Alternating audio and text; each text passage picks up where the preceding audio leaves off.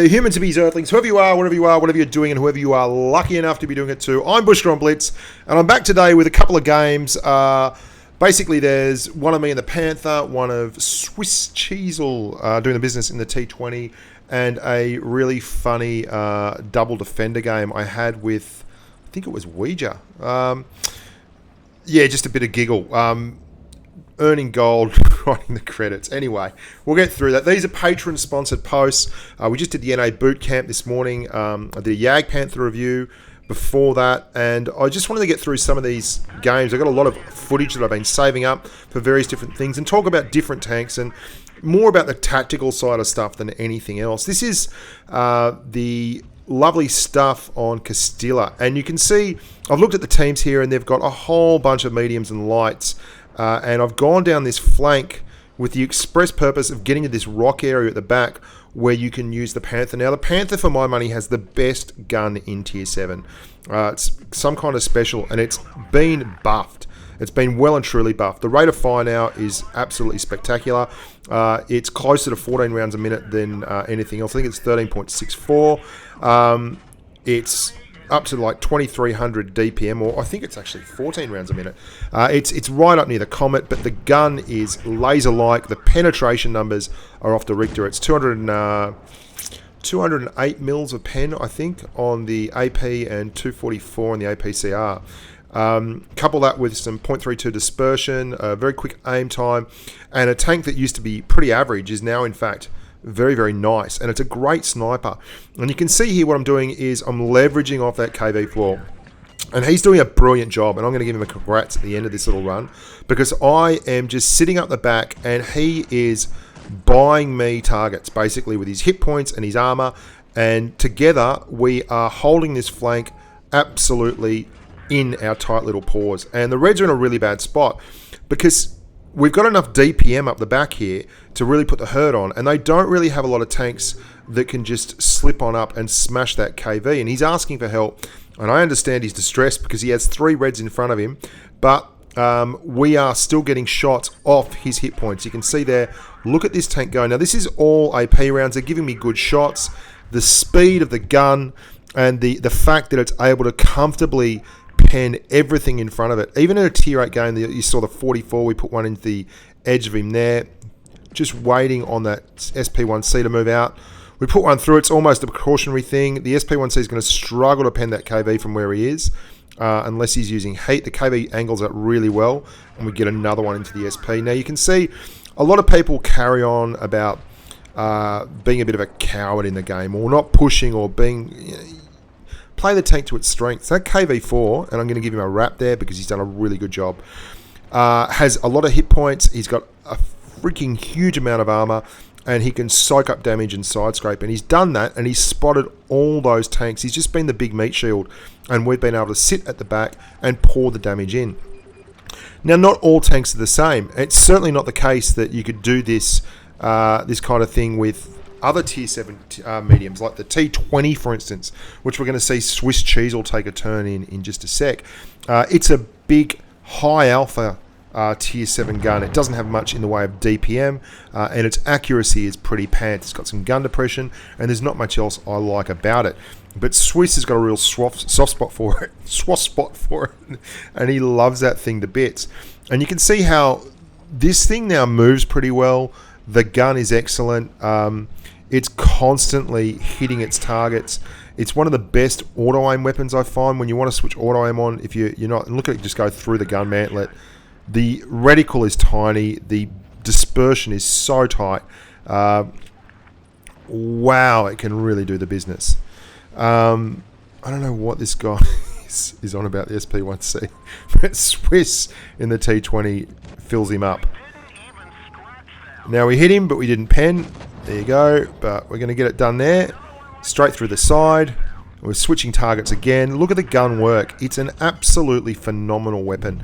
Once you get used to this tank and driving it, you're going to really love it.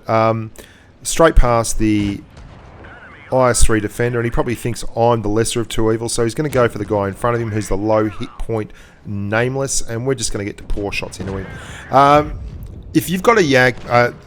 a Panther or an E50 or something Leopard or a Leopard PTA or anything like that that has that laser beam gun, a Panther 2, get it to the back. Follow a big-ass heavy around. Leverage off them. Pump damage. Because it's got so much penetration. I mean, I think we didn't have to fire one round of APCR there. That was 26 shots fired, 23 direct hits, all with AP, and we had one round of AP left at the end of it. It's got such good pen. Now, Swiss had 4 on 1. He's got the Helsing, who actually finished me off there, and he's backing away. He's just going to get one more shot off, and then he's behind the berm. Now, watch how Swiss isolates these tanks here. He gets up into this VK, T-34, sorry, and he's around, and he's not giving that T-20 any real room to move. They're trying to shoot him on the move, and he just keeps getting away from them and getting behind the hill again.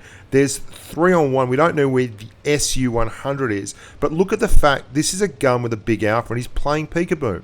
It's not the type of gun like the Panther has, which has to be on target to do damage. It's the type of gun that you really can just let it come to you, use the peekaboo, and then go back a little bit and smash. Now, 220 Alpha you saw coming in there from Rookie in the other T20.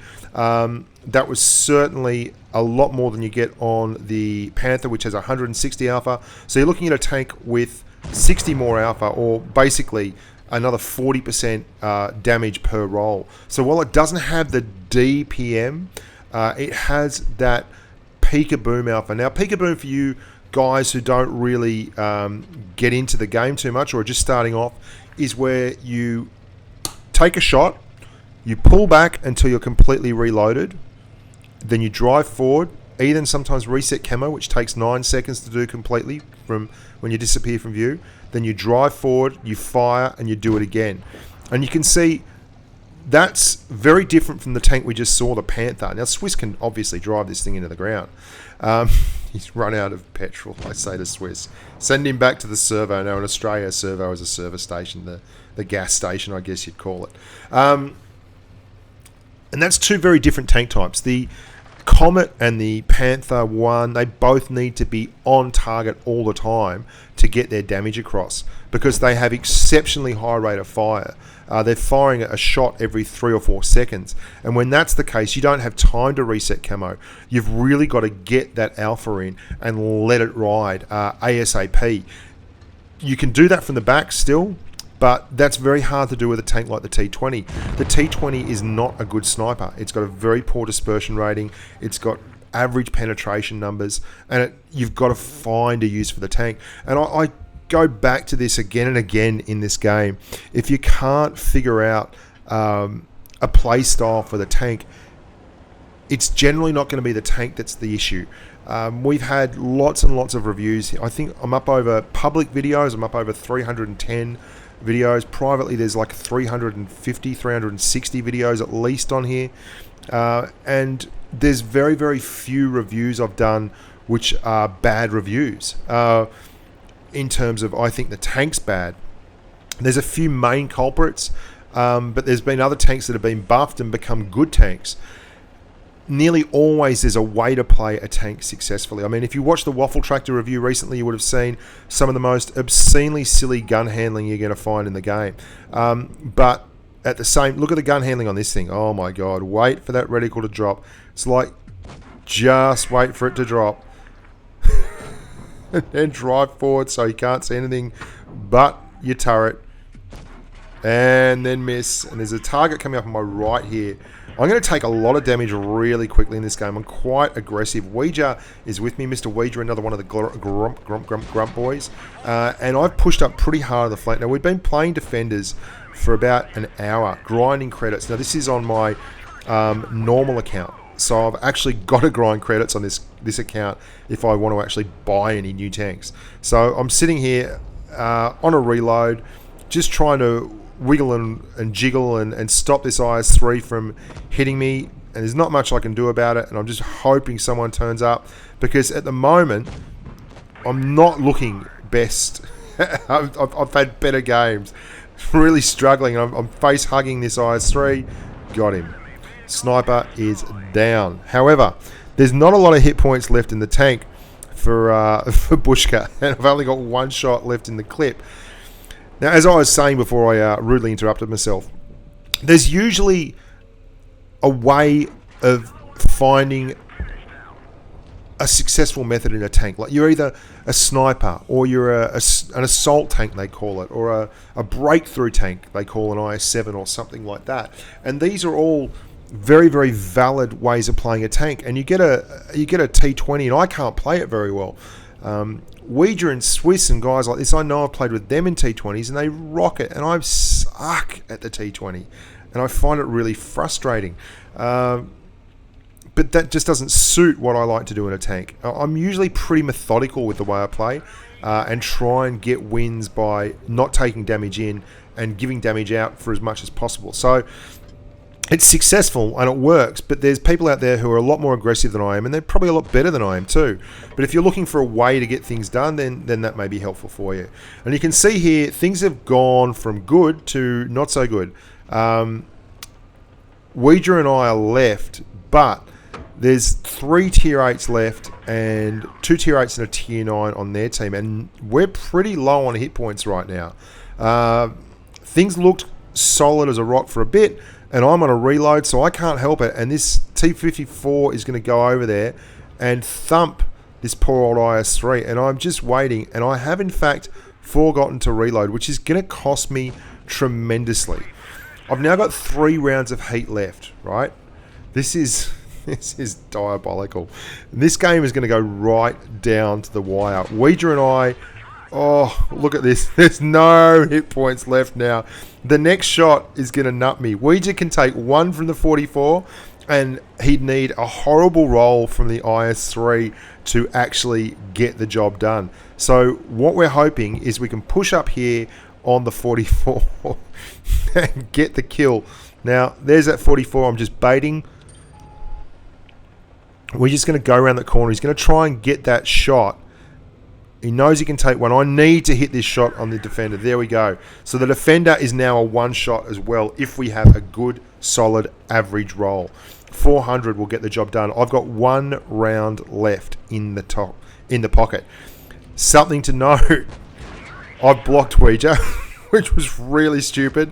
I've also got 1 round of heat left. Now, there's a bug when you have only heat left. If you run out of that, it will completely reload for you. Now, I get lucky, but so do they. This 44 is coming for me now. I'm still on a reload. Reload. That's all right. I've got a new clip of 3. I'll kill him. Oh, my good God.